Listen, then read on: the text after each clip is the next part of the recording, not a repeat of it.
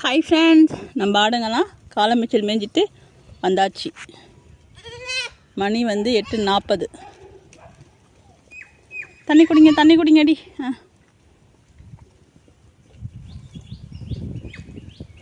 ஓடி வாங்க.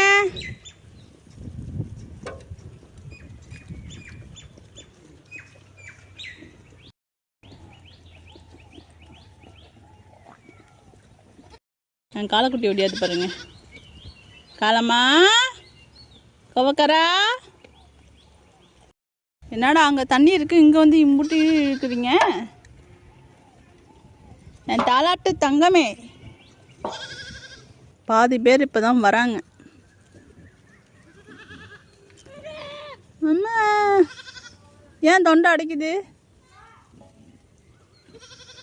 உடுக்கைக்கு மட்டும் பசி தாங்காது இன்னும்.